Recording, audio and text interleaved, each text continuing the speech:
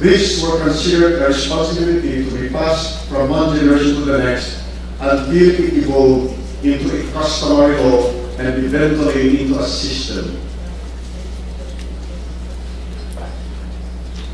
Here is the product of that system. It's called the DAPI. As a physical space, it is a stone-paved area for meetings and rituals.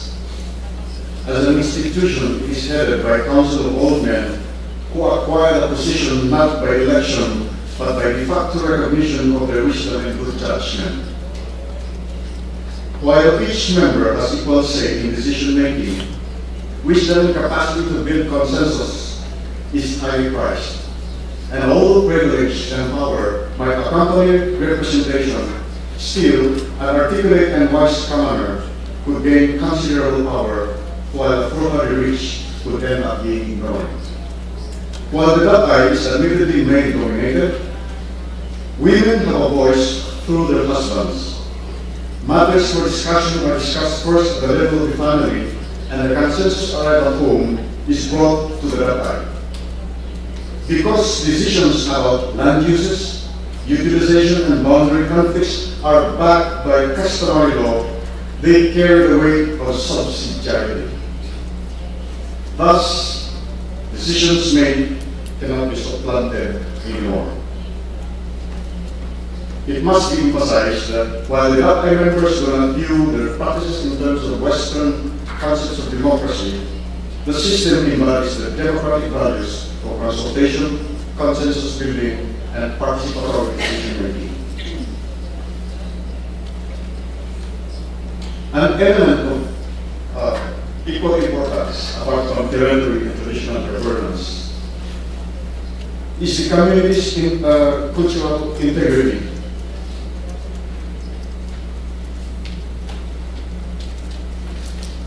As an element that helps shape the community, the intense religiosity underlying the decisions made, including the setting of agricultural calendar for harvest and planting.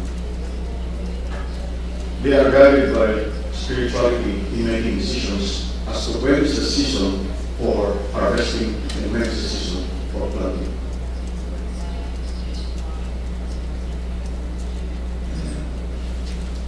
All three combine to form a biodiversity conservation practice.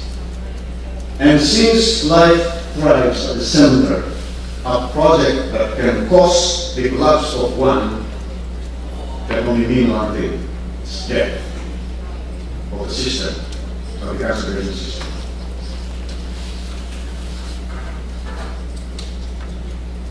Our understanding about transformation of conservation is to examine programs that purportedly seek to conserve territories, but work the opposite. Others include community conservation practice being transformed as an empowerment tool for others through exchange visit. And finally, another battlefront, this time education within indigenous peoples themselves. No longer is life's struggle merely against the forces of nature, but an endless exercise of learning and adaptation to the changing conditions in the natural, social, cultural, and political landscape. This unending exercise forms the framework of our partnership with the Global ICCA Consortium, a partnership undergirded by realities on the ground and advocated in a borderless world. Thank you very much.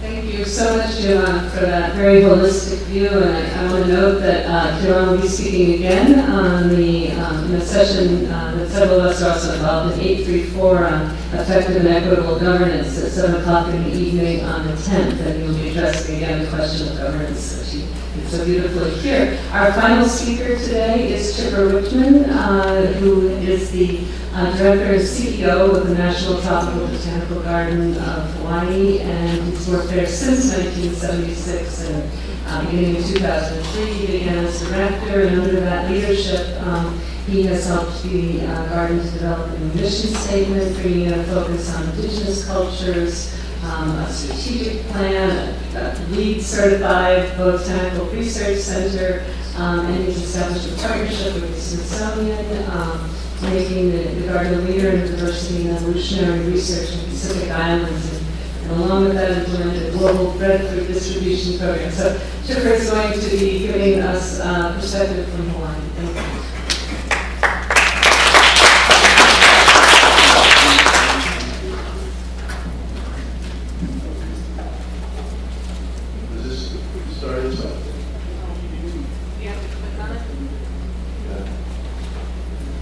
Aloha. Aloha. So last time, let's try that again. Aloha. Aloha. All right. Good. Very good. I'm going to try and get us out of here on time. We'll go through this very quickly. This is a very exciting project that began as a conservation research project and is now evolved into something that's having a global impact. Breadfruit is one of the most nutritious foods on earth, and it's a plant that has fed Polynesians and Pacific Islanders for millennia. This is a picture of a 2,000-year-old agroforest system that's very diverse. There's over 100 species of plants that have sustained the community with great effectiveness in Micronesia for over 2 millennia. As part of our work, we went throughout Polynesia, documenting traditional cultural knowledge and uses of breadfruit. The project evolved from being a research project to preserve the diversity of this incredibly important plant and cultural knowledge into a project of how can this plant help humanity. Look at the different kinds of areas that breadfruit can grow on. From small atolls that are essentially desert islands with high saline environments to high mountains and landscapes. It's a plant that has been selected and domesticated by mankind over thousands of years that really has the potential to help the world. As part of this research project, over 50 islands were visited, over 700 accessions, many plants were propagated, and evolved into the world's largest collection of ex situ collection of breadfruit in the world, over 300 accessions, 120 varieties from 34 Pacific islands, growing in our botanical garden on the island of Maui. We then began different kinds of research documenting the morphological and nutritional characteristics of these plants. This is an example here of some of the research that we've undertaken. I'll talk briefly about some of these projects. This is one of the very important slides that I'll just take the time to talk about. It talks about the yield of breadfruit as compared to several other major crops. And it's comparing the tons per hectare of dry weight.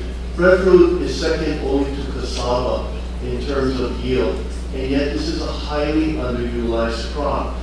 So much higher than corn, much higher than rice, and much higher than wheat. This is another very important graph, and what it demonstrates is that breadfruit is very high in micronutrients. And hidden hunger is a major issue that's happening globally. Not only are we looking at in terms of hunger globally, in terms of calorie intake, but micronutrients that are affecting an estimated 2 billion people on the planet at this time. So the bottom line of 10 years of research is that breadfruit is nutritious, it's versatile, it's easy to grow, and a single tree can feed a family for a generation. It's not a plant that has to be harvested and replanted year after year. And in fact, breadfruit has found its way around the world because it was recognized over 200 years ago by Sir Joseph Banks as one of the most nutritious foods on earth. The challenge is that it's been very difficult to spread because it's grown, it's a tetraploid, it doesn't set seed, it's grown from root cuttings traditionally. So we set out to develop the micropropagation technique so you could grow it under sterile conditions in a lab and produce 100, 100,000, or 1 million trees on demand if countries around the world wanted it. We then partnered with a group called Cultivaris to work on the replication or scaling up of this and to develop the ability to create root systems and plugs from these tissue culture propagules and under sterile conditions also so that it could be sent anywhere in the world. How fast does this grow? considering it took Captain Bligh over a year to get root suckers to the point where he could transplant them and sail off in the Bounty. Look at these. In April of 2008, little seedlings that had come out of our lab in the back of the truck, and within 3 years, you had a 15-foot tall tree that's bearing fruit. These are very nutritious. This is a superior hybrid from the Samoan Islands called Mapafala. We then began to look at Hawaii and how can this plant that just 200 years ago was a key part of the sustainable food system in the Hawaiian Islands when Western contact was made, which is today only a backyard tree grown by a few families. Food sovereignty is a big issue in Hawaii. 85% of our food is imported. On any given day, we have less than 3 to 4 days supply of fresh food in the islands. So we have partnered with groups throughout the state of Hawaii with a program called Ho'olu Ka'ulu. Ho'olu means to make, to grow, to flourish again, and ulu in Hawaiian is breadfruit tree. And we have been very, very successful in spreading breadfruit throughout the state through various food networks. We then began to look at could there be an implication globally, and this is a map of world hunger where the orange and red parts of this map show where 20 to 35 or 40% of the population is suffering from malnutrition and hunger. The map is now showing the icons where breadfruit could grow. And so this was very exciting to us to begin analyzing what parts of the world could breadfruit in fact grow in, and what many of these areas already have breadfruit. So culturally, they've already been accepted by many of these communities. This is a map of Haiti, and this was a map done by our GIS department that analyzed rainfall, topography, soil types, and the dark green are areas where breadfruit could be grown. I think everybody here is aware of the incredible challenges that Haiti is facing. Food sovereignty is a major issue there, as is deforestation. Think of that Micronesian agroforest system that's been in place for 2,000 years. Could we perhaps grow a diverse ecosystem like that in Haiti that would help them with food sovereignty? So we're partnering with partners on the ground who have translated information into the native Creole language and are spreading breadfruit trees there, helping to create microeconomic opportunities and food sovereignty in Haiti. This is a project that's grown from Haiti, and we now have projects throughout Oceania, the Caribbean, Central America, and in Africa. The biggest one in Africa, in Ghana, where we're partnered with the Alliance to End Hunger in Ghana. So very exciting. I know I've been very fast. I'm sorry to the translators for trying to compress my talk into the time that we had left. But I thank you all for giving me an opportunity to share a little bit about how this traditional cultural knowledge of selecting this plant and utilizing it over millennium in the Pacific may in fact help create these food sovereignty in other parts of the world. So thank you very much.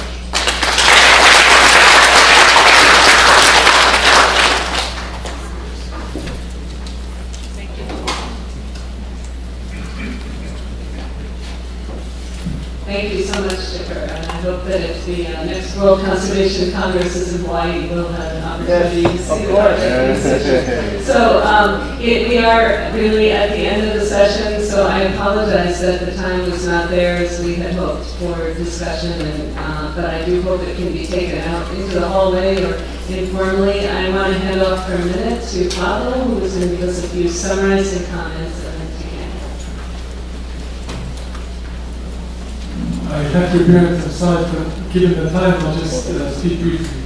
Just to say, if you notice what happened today, we alternated the talks. We would have someone from an international organization like FAO or UNDP, Jeff, or a botanic garden that has a global responsibility. And then we would have a speaker talking about a farm, a food system, a landscape that they have been part of, that they're been part of their culture for hundreds of years. And the two fit together so beautifully because they were all aiming in the same direction. As we saw just from Chipper's last talk, a global gene bank is reaching out to indigenous communities, traditional communities around the world for knowledge about its adaptation and also to bring something back. You saw from Alejandro's presentation, Potato Park, an indigenous initiative to preserve a way of life, to prosper, and now they're reaching out to global organizations, or global organizations actually coming to them, whether it's the Gene Bank in Svalbard, the national legislation as a model of conservation. So from two poles, we're coming together, and we have facilitators. For example, the example of the Small Grants Program of UNDP, which is precisely there to facilitate this kind of partnership. So I think from going from the morning to the afternoon, you have to say we have enough experience to know how it works. And I would like, this is my personal perspective, to those who say, well, we don't know enough, bring us more data, bring us more evidence. I think we can see, if we put ourselves together, that there is sufficient evidence. There is a gap, and we're counting on organizations like FAO to fill in the gap on the types of agriculture. We have come to accept a very narrow and simplified view of agriculture. And that complexity and what it means for the future is something that we still need to know more about, where those farms are located, what types of things they grow, how they relate to their natural environment. And I think that's a key task for the partnerships that we're going to be developing. And I hope that we can start from these sessions in the morning and the afternoon to actually be, as I was listening to Mr. Obama yesterday, to be a little bit more muscular when we talk about what we want to do and not be shy. Because I think we have seen a rich body of evidence. And I really thank so much. I learned so much from the speakers today. So today has been for me the agony and the ecstasy. The agony of just how vulnerable and disastrous is our current trajectory in food. But the ecstasy is just the degree of creativity and knowledge and dedication that exists among farmers, and just how high the potential is for us to work together to bring about transformation to agroecological systems that are really working with natural agricultural cycles. We've been asked to close the session by the